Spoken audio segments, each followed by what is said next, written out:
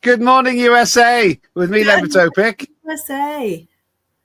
No, you should. I got in there first. You're hijacking my spot.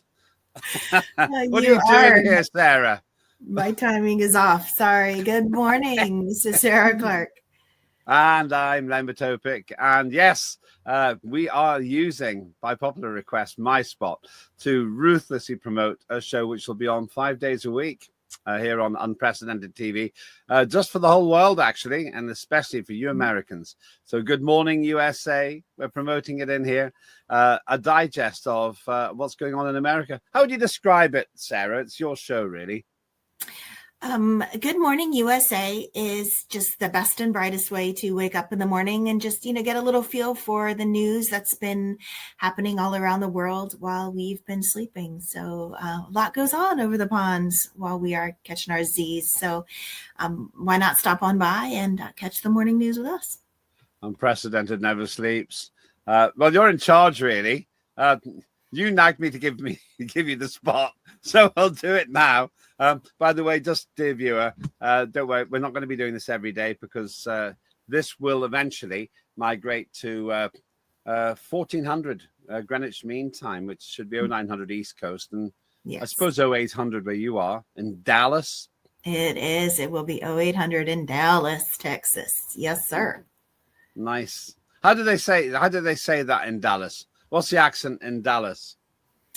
Quite honestly, there isn't really an accent in Dallas. There's a lot of people from everywhere, not only in Texas but in the world. So I don't really, as a transplant myself, I don't know that there is a Dallas accent. There's definitely a Texas accent, but I don't know so much about a Dallas accent. What's the Texas accent? The way you talk? No, oh heavens, no. No, it's this beautiful. I don't know. It's this very interesting cadence. A little bit of a twang, but I've read a bunch of studies actually that says that the Texans accent is the most popular accent in the world. So I'm sorry, my British friends, you were knocked out by a bunch of cowboys in cowboy hats. My 8-year-old wants to go to New York just to say one thing: Quaffy. If you're old, you'll know Rhoda.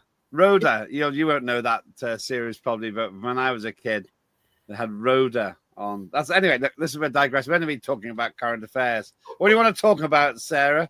You're in the driving seat here. I am in the driving seat. So, since it's a great way to start your Monday and Tuesday and Wednesday and Thursday, is just kind of protecting yourself and keeping your finger on all things AI. It came to my attention recently. It was actually sent to me by quite a few of our viewers that Google Gmail has now automatically opted in all of its platform users to use your personal data, attachments, and emails to train their AI models. And I don't know how you guys feel about that in Britain, but Americans aren't very keen on all their private details being used to train AI models. What do you mean? Yeah. So, yes, if you go into your settings in your Gmail, I screenshotted it myself so that I could turn it off.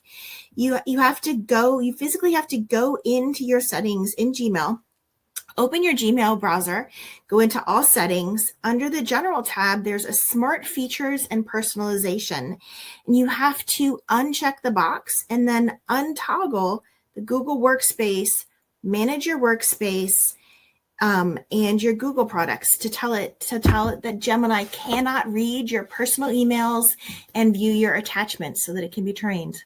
Who's Gemini? Gemini is Google's AI. Wow, so we're being spied on by Google. Basically, this looks innocent to me. It does seem quite innocent until you think about the fact that Google's the biggest collector of data probably in the world, if not definitely in the world. And they are using their AI on every single solitary Gmail accounts of everybody in the world to train their AI to better, to make our inboxes better. But in doing so, they're checking out all of our personal data, all of our emails, all of the attachments. So just heads up, all you fellow Gmail users, you may want to just do a little research on your own. Absolutely research on your own. But I will tell you that earlier this morning, I did turn it off for myself for all of my accounts. How bad can it be? What can they find out about us? It doesn't even need to be anything like nefarious, but it's your buying habits, whether you have, everything from like groceries delivered, absolutely guilty of that, to, like if you're ordering diapers or if you're ordering medication, and it's really not necessarily just, one single solitary point of data. But when there's enough data about you out there, the algorithms, as you know, from any social media or even your Google, like, sometimes your phone's across the room, you talk about, going to the Maldives, and now all of a sudden you've got ads for the Maldives popping up on your phone. So yes, they just use it to get a much better picture of you so that you can be marketed to you more effectively. This worries me a lot. My phone's going to get up and say, "What are you doing, Lembit?" And then it'll suddenly be like me in 2001. Would you like me to sing you a song? Yeah. No, I didn't want to know this. I've trusted this benign sort of green. It just all looked very innocent. And there's nothing. What's to be scared of there? But beneath it lurks a nosy demon. Yes, alphabet lurks beneath it. So yeah, just protect yourself. Like I have pictures of my kids in my email, so just that's really what bothered me. And they can see all this. They can see all of it. Well, they could until about 20 minutes ago when I toggled it off. Yeah. So okay, I won't do it now, but definitely after the show, you got to stay on and do that. I'm worried about a bad robot. Could drive my kids to school, I suppose. That would be a good robot, but too much to ask for. Well, thanks for the warning. You Americans, Google's an American invention, isn't it? It is an American invention. Spying on us, you are. We are. It's going to make the world. It's not going to make. It could make the world better. It it could make the world better, but I don't know like who has my data, really what it's training the AI to do with it. And just the notion that they opted us in without telling us, I don't know. I find that a little. Yeah, I've had that before, actually. It's called fraud. Okay, what else have you got? Thanks for that warning. Yeah, that's a bit of a worrying start. There we go. You're welcome. Well, so in the vein of transparency, I happen to have been looking at your Twitter page. By the way, it's always amusing and fun. So thank you for being you. I'm sorry, I'm on X. You're worse than Google. I wasn't spying on you. I follow you on X. So, but what I recently learned is that That's me. That is you. Did you do that? Is you. I did. I snapped that because there is a new feature on X that allows you to touch on, the person that you're following, and it tells you all of the information about that person. But I also suddenly realized that there's some rabble rousers on the internet and definitely in social media. And there were a couple accounts that claimed to be, very, mega forward accounts that were not actually run by ultra Americans. They are being run by people in countries like Bangladesh and Vietnam and Cambodia and India. The famous pro-Trump countries. Some pro-Trump and some definitely just trying to muckrake a little bit. But yeah, look, there's your profile. It's been in the UK. And you're blaming me for that. I'm not blaming you for that at all. I'm saying you are very transparent and very forward. And look, you are who you say you are. But sadly, there's the word you're looking for is naive. No. You already sideswiped me with this Google revelation. Now it turns out that you're spying on me as a human. You're a hypocrite. You're doing exactly what Google said was doing, and now you're kind of associated with this Cambodian MAGA movement. no. Or maybe I misunderstood. I don't know. Certainly not. You have a lot of followers on Twitter, and you post a lot of really funny stuff. So I just happened to have popped over there to get a little chuckle, and then I saw the new feature, and I was like, oh, let's look. So what does the feature actually tell you? So it tells you here. I refuse to put my readers on this early in the morning. So I was looking at a mega page, and it tells the date joined, which yours says, where the account is based in, and that's geographic based upon just the demographics of like in location of your machine, right? And just all the data behind your machine. And like a lot of them said like East Asia and the Pacific, changing their name a bunch of times. It tells you how many times they changed your name and how and where they're connected. And a bunch of them said like East Asia, Pacific, somewhere in not America. So yeah. Well, I'm really proud of on that screen that you put up earlier on there. Yeah, there we are. 2009, an early adopter. Yep, you were. Except that I didn't really understand what I was doing. I have to admit, I was a member of parliament at the time. And one of my staff said, you got to get on to Twitter. I said, what is it? He said, it's as bad as it sounds. I said, well, should I be on it? Well, because that's the way the world's going, he said irritatedly. I did nothing with it. For 15 years. And then one of our staff here at Unprecedented said, you've got to drive your followers. I don't know. Is this the new world then? You young people don't reside in the real world. It's all like this, is it? I'm not going to lie. A lot of like my time, my children's time. I mean, even like, the staff here at Unprecedented, like, we spend a lot of time online, like researching and trying to verify and, looking at different presenters. And so sadly, yes, there's a massive amount of information just at our fingertips. So you're not just spying on me, you're spying on all the presenters. I'm going to spy on you. Well, I say that, but I don't know how exactly. I don't have the Twitter account, so actually, I do. So, but both your two stories there from America about snooping, there's computer snooping, and now we can snoop on other people. Are you saying that you can actually find really personal stuff when you dig into this X thing? Not particularly. It's really just going to tell you where they're from, right? Like, where they're based, how long they've been on Twitter, and how many times they've changed their name. And, a lot of times, people sadly, build up these, faceless channels with pictures of like, kittens and sloths and all these really cute, adorable things. And then they've got millions of followers or tens of thousands of followers. And then all of a sudden, they flip it, change their name. And then, they can really do anything they want with the account. It's theirs. So maybe we should try that. Should we have a fluffy kitten program to increase viewers?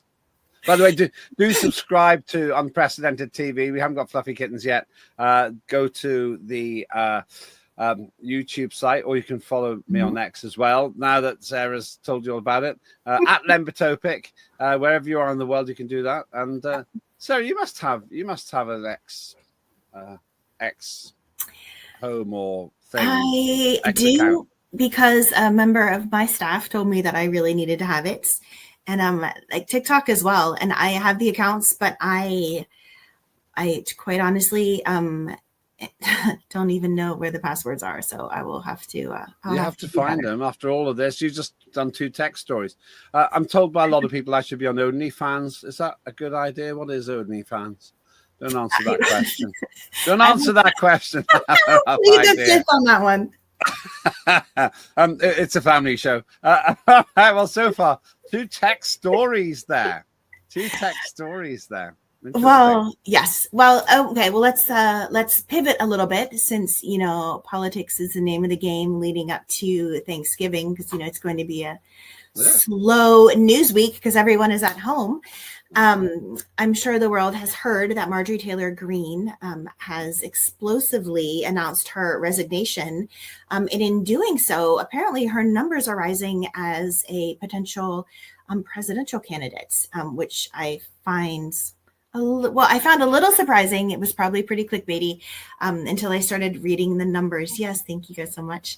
So it appears that our friend J.D. Vance is still the preferred Republican candidate. I don't know if he could overtake Newsom or handle our favorite New York City mayor with as much finesse as the current administration. But how come Trump? So we're talking about.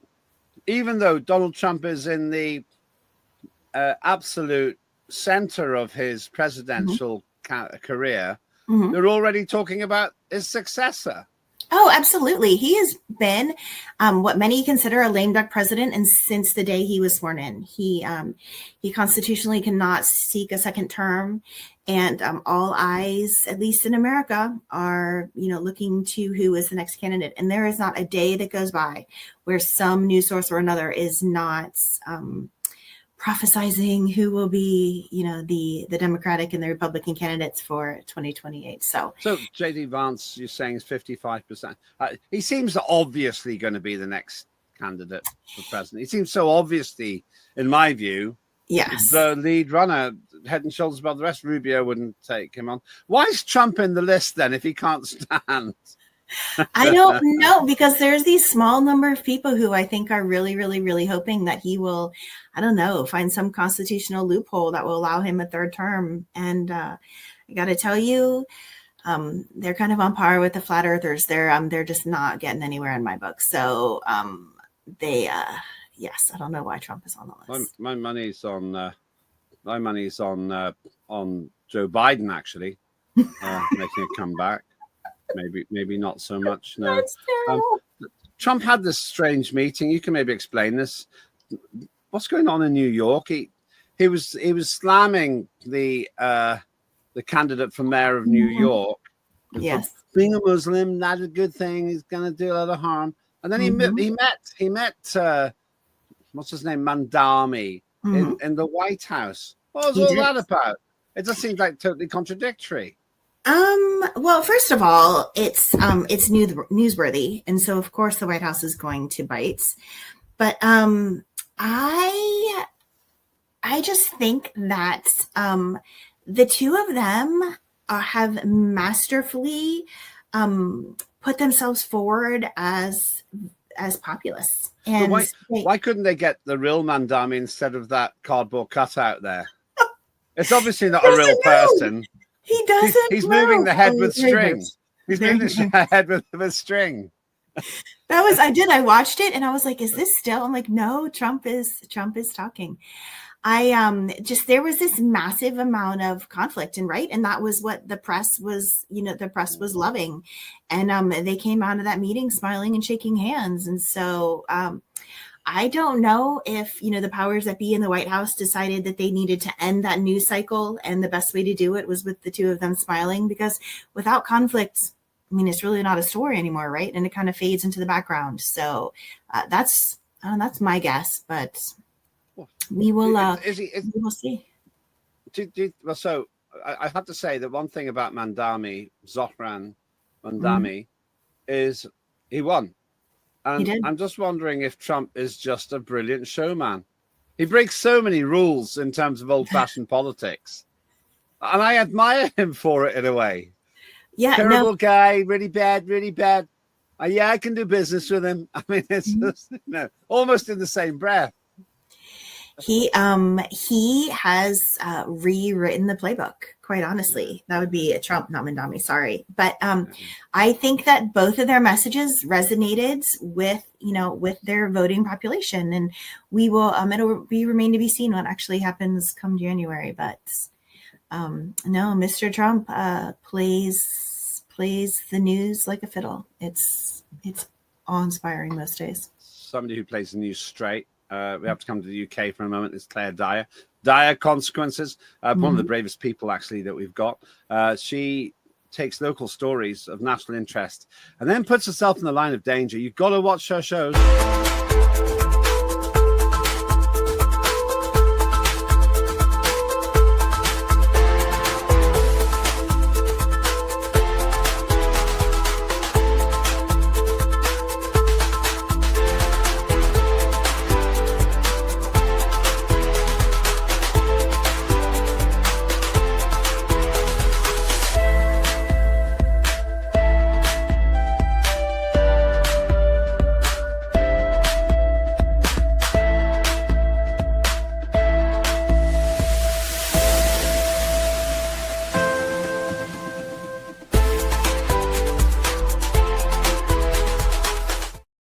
you think you've got it bad in the United States, I can encourage every American to watch Dire Consequences, and you'll be glad for 1776, because things have got so bad over here. It's unbelievable. Anyway, I'm not going to moan about Britain. You're hijacking my show today. Back to you, Sarah. Oh, by the way, I'm never know, but this is Sarah. Evie Clark. I've just been told off in my ear. And please subscribe to Unprecedented TV on YouTube. It's free, and you can join. The tons of people are already there, and the more of you join, the more we can do with our shows. And we're really hoping to get those numbers way, way up. We've got some pretty big news. We're going to do a shameless advertorial sometime pretty soon about how well the station's doing, but not today, because I'm already hijacked by Good Morning USA. So back to you. Yes, look, that ruthless Yankee stealing your spotlight. So, well, thank you for allowing us to be here today. You know, my daughter had to do she didn't have to, but she was involved in a singing contest recently, and she did Yankee Doodle Dandy as the song, and she got a commendation, and it was so good. And she did this movement. It's the first time she's ever sung in a competition. 8 years old. Very proud of her, actually. It's amazing. I learned that Yankee Doodle is actually a mocking song by the British colonialists against Americans. Did you know that? I did.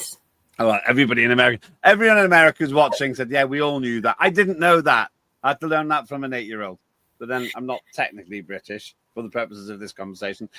Anyway, moving on. I never invaded your country. I never fought a war of independence in America. Somewhere else instead. That would be a whole other conversation if you were here in 1776. That would be a whole other conversation. Yeah, I brought it up, I suppose. Yeah, there we go. Big one next year. What else do we have in the pipeline? So last time we were speaking, right, you mentioned the solar eclipse, and more proof positive that my phone is listening to me. This little alert popped up because I was like, yeah, I'm going to be on Lembit show today. And then this little news article popped up that Dallas is being outdone. I'm super sad that on the 2nd of August in 2027, there's going to be a total solar eclipse that starts in the Atlantic, sweeps straight up the Strait of Gibraltar, through North Africa, and into the Middle East. And Lembit, it's going to be 6 minutes and 23 seconds. What? I feel like you're going to need to be in the Middle East, because you're going to have to go pop on over in your free time. You're going to need to pop on over, and there's going to be a longer eclipse. We've been outdone. In my free time. Just explain what an eclipse is. Do you remember? I do. It is when the moon moves itself completely or in totality between the sun and the earth, and it causes complete darkness. And I think the staff has one of the pictures that we actually took at the Dallas event. It was pretty. There you go. It was okay. Well, that actually kind of looks fake, but I promise you we took it that day. That is just amazing. It was incredible. So, but yeah, you're gonna need to pop on over to North Africa or the Middle East. And I know you were just in Dubai, so I'm sure you can find a reason to head on back.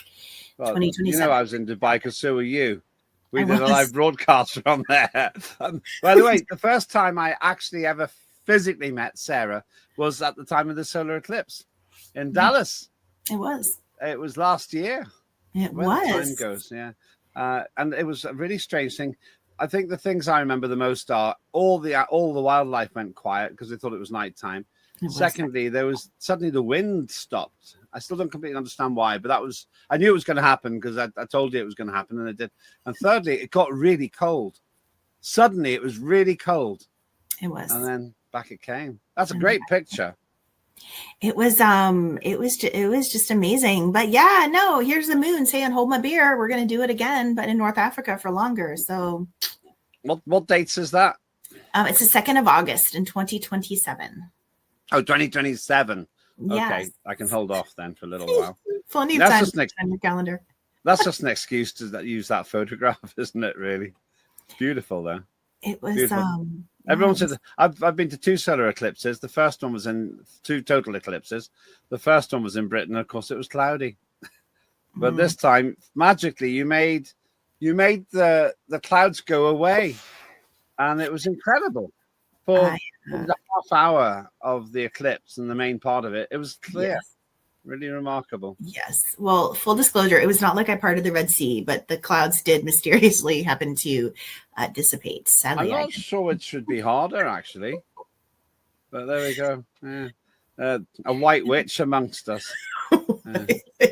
There's a bit of science then. Yeah, that's science, but most of what we do here is alchemy, I think. It's just more to do with politics and stuff like that. What else you got for us? It is a bit. Okay.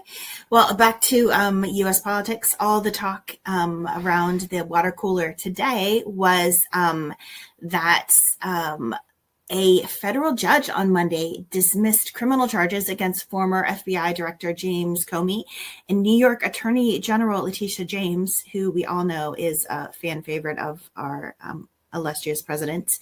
And I'm not going to lie, I love the Drudge Report. I have loved the Drudge Report since I was an intern in Washington, D.C., and Chandra Levy was missing. And they have been my go-to, since the 90s. They just, they always have the best stories. What is the Drudge Report? Is this something to do with Drudge Dread?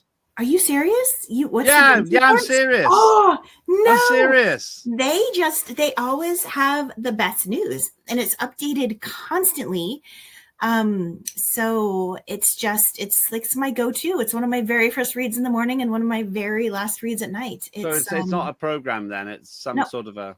No, it's just a website with news on it, and they pull from a massive amount of news sources, and they typically have some really interesting news kind of like down at the bottom. Obviously, this was their header. This was their header earlier today, but yeah, Bondi blows it. Comey and James cases are dismissed, ironically, because the judge ruled that the U.S. attorney handpicked to prosecute them was unlawfully appointed. Now, I did not actually dig into that because that's a rabbit hole that I could lose myself in for all day. But interesting. Somebody did not do their due diligence. So we'll see. Well, if Drudge Report's that good, maybe we should give them a spot on your show when you finally got your own slot. When I have my own slot and I don't steal yours. If you're watching this live, then probably next week we're going to do it. Oh, the pressure. There you go. Drudge Report, not heard of it.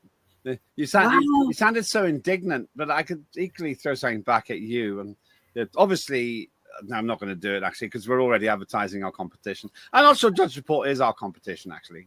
I think they could be fellow travelers by the sound of it. He's amazing. Just on this one for our American viewers particularly, who's in the right here? Bondi, Comey, James? The gentleman on the left is former FBI Director James Comey, and the woman on the right is New York Attorney General Letitia James, made famous by indicting President Trump. Right, and now it's payback time. What goes around comes around. I was actually at a film festival, the SIFA Film Festival, SIFFA Film Festival, fantastic. And I watched one of the short films, brilliant, from Russia, absolutely brilliant, called Boomerang. It does feel that would be the right word for what's happening to the lady on the right. What she bestowed upon Donald Trump comes to hit her in the back of the neck, regardless of whether it's right or wrong. There's a certain amount of karma in this, for better or worse. It will, but this is not over. So just keep your eyes peeled. I promise you, they will be back. You're beginning to sound like Arnie Schwarzenegger now. I know. I just said that's why I was like, oh, I'll be back. I'll be back. You're not near California, though, are you? Is he still active in politics, Arnie? No. I don't believe so. I think he's just maybe still doing some health-related things. There's a great line I heard. I can't. There's something about. I made a joke. Oh yes, it was something like.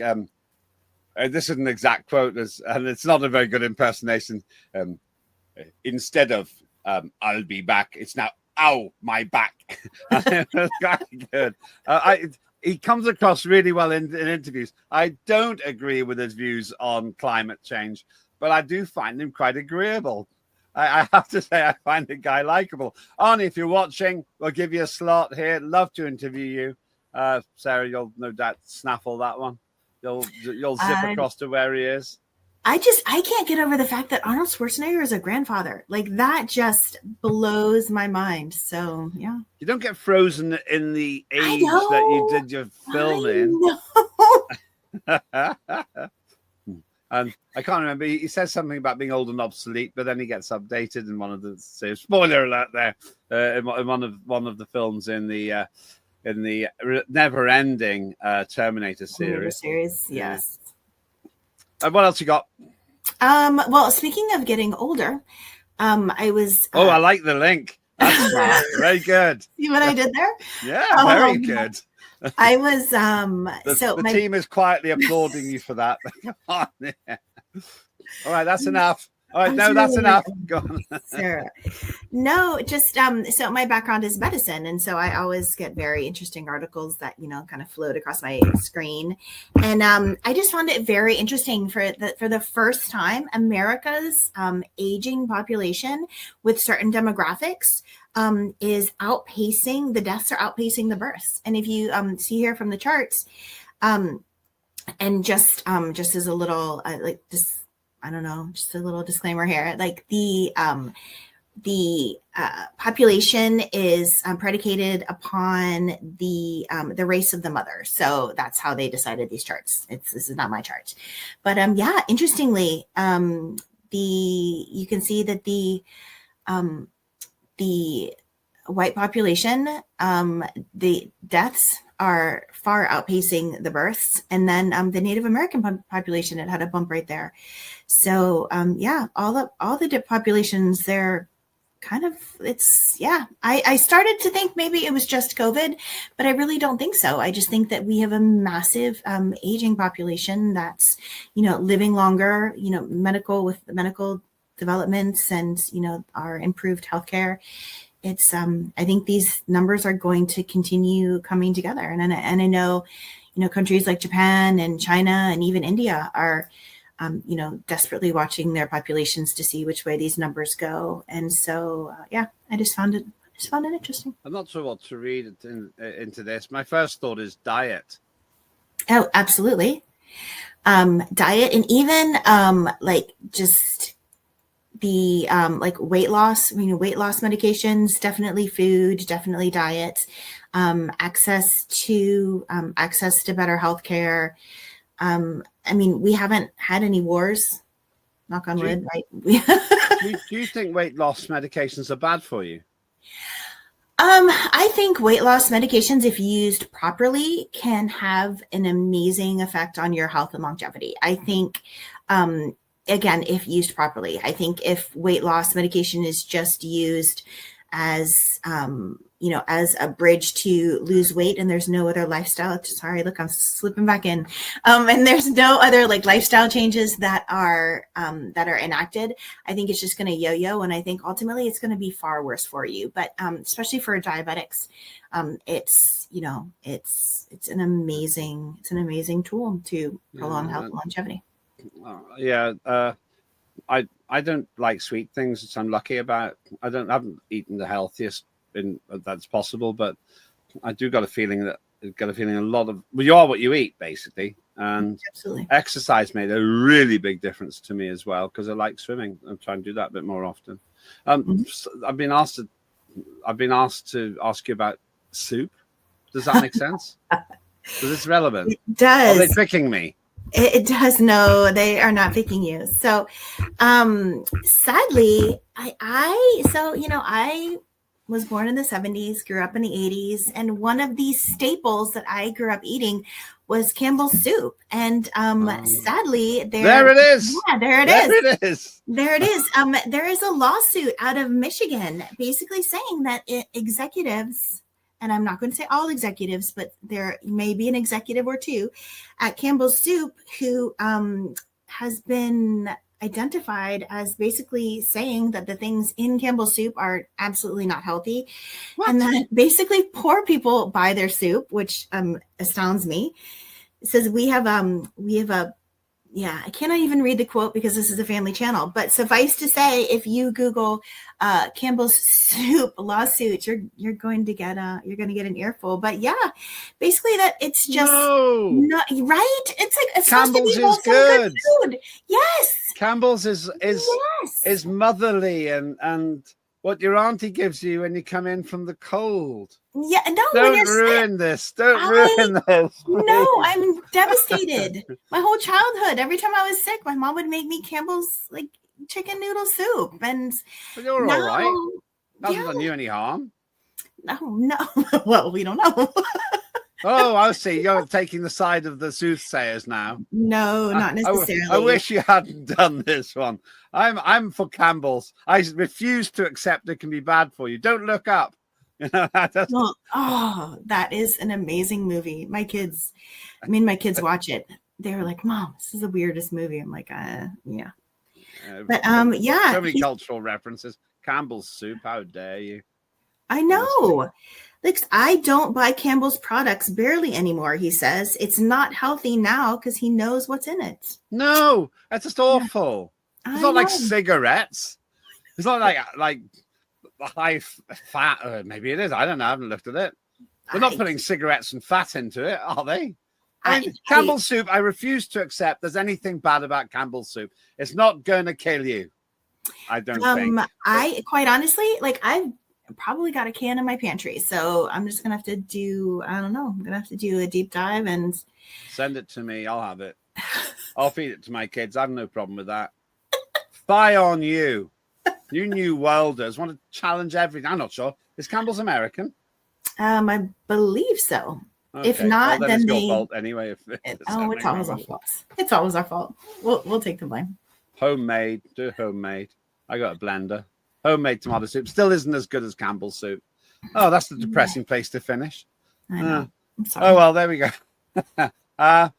If you had to choose one of the most important things for your American viewers, our American viewers to look out for, what would it be, Sarah? I would just say keep an eye on Unprecedented, at unprecedented.tv. You can find us on YouTube. You can find us on Twitter. We are expanding our social media reach to all corners of the globe. So like us, follow us, and just, tune in. We've got a lot of interesting stuff every single solitary day. Great to see you. I'm Lembit. I'm Sarah Clark. Good morning.